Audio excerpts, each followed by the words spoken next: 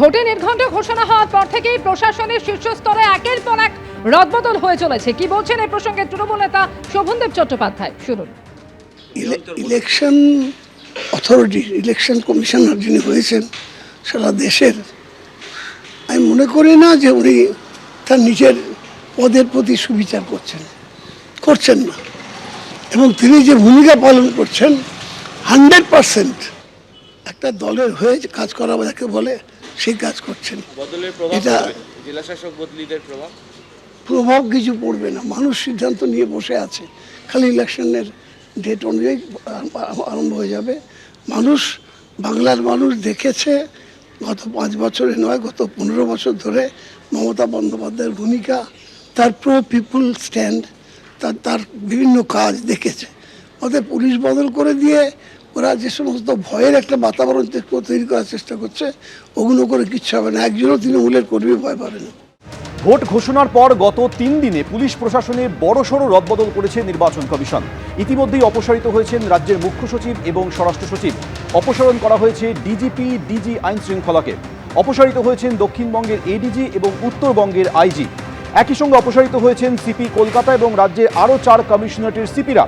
অপসারণ করা হয়েছে 12 জেলার এসপি এবং 5 জন ডিআইজিকে। আর এবার অপসারিত হলেন 11 জন ডিএম এবং 2 জন ডিইও। নির্বাচনের আগে পুলিশ প্রশাসনের অধিকাংশ জায়গাতেই নতুন মুখ আনছে কমিশন।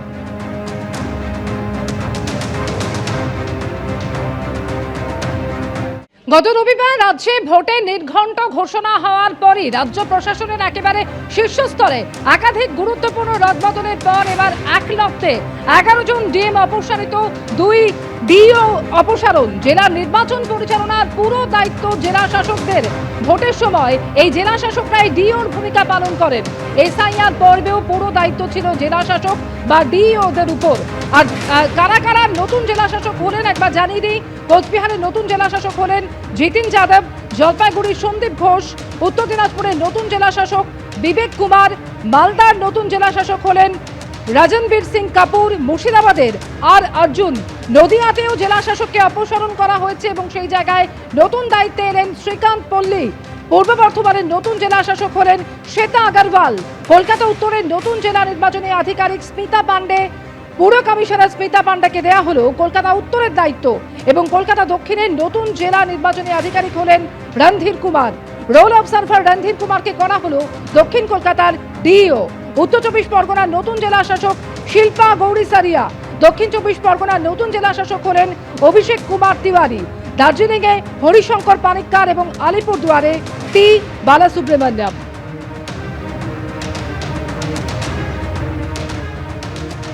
ফের রাজ্য পুলিশের পদস্থ কর্তাদের অপসারণ। নির্বাচন কমিশনের 5 জায়গার ডিআইজিকে অপসারিত করা হলো।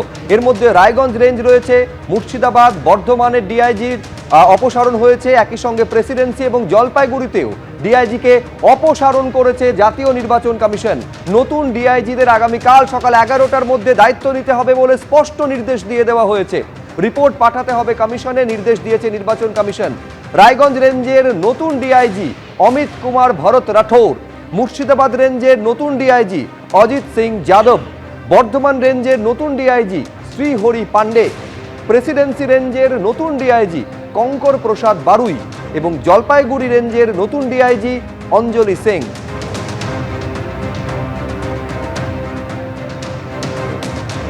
ভোটে নির্ঘণ্ট ঘোষণা হয়েছে রবিবার এবং তারপর থেকে একের পর এক মুখ্য সচিব, স্বরাষ্ট্র সচিবের অপসারণ থেকে শুরু হয়েছিল।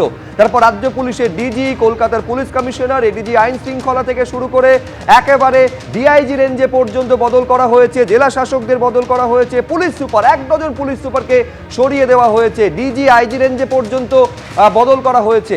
আর এবার 5 জন ডিআইজিকে সরিয়ে দেওয়া হলো।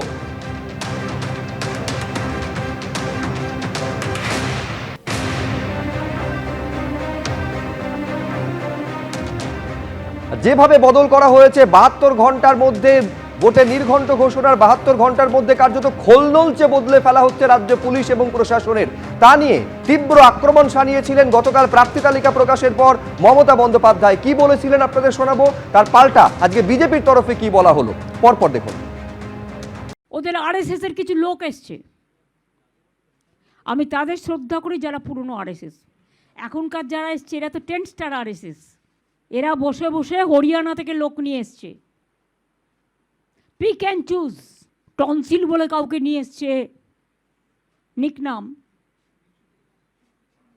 সে ঠিক করছে এখানকার চিফ সেক্রেটারি কে হবে, নিজের গলার টনসিলটা সামলাতে বলুন, যাতে টাকা ডিস্ট্রিবিউশন করতে পারে এই লোকগুলোকে দিয়ে, আর্মস আনতে পারে, ড্রাগ আনতে পারে, গায়ের জোরে বলছেন সব সেন্ট্রাল ডেপুটেশনে পাঠিয়ে দাও। এখন কোনো রকম কোনো ঘটনা ঘটলে প্লিজ দয়া করে আমাকে কেউ দোষ দেবেন না, টুটি চিপে ধরবেন বিজেপির রাজনৈতিক টুটি, এবং মেঘের আড়াল থেকে যিনি খেলছেন চন্দ্র সূর্য গ্রহ তারাও ক্ষমা করবে না এদের। নির্বাচন কমিশন, মানুষ এটা প্রত্যাশা করে, পশ্চিমবঙ্গের মানুষ, যে সারা দেশের সর্বত্র যেখানে শান্তিপূর্ণ নির্বাচন হয় সেখানে পশ্চিমবঙ্গের নির্বাচনে কেন এত রক্তপাত, পশ্চিমবঙ্গের রাজনীতিতে কেন এত রক্তপাত।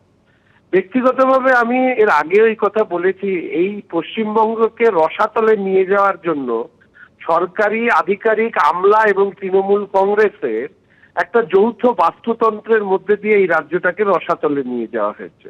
এই অভিযোগ ওঠে যে তৃণমূলের পেরোলে আছেন, ফলে স্বাভাবিকভাবে নির্বাচন কমিশন পরিস্থিতি মোতাবেক সিদ্ধান্ত নিয়েছেন। তবে আমি এটুকু বলবো, সিদ্ধান্ত নিলে হবে না, যারা আসলেন তাদেরকেও দায়িত্ব নিয়ে এই রাজ্যের নির্বাচনকে শান্তিপূর্ণ করবার ব্যাপারে যথেষ্ট দক্ষতার পরিচয় দিতে হবে, তাহলেই বলতে পারবো যে নির্বাচন কমিশনের সিদ্ধান্ত সফল, তার আগে নয়। এবিপি আনন্দ, এগিয়ে থাকে, এগিয়ে রাখে।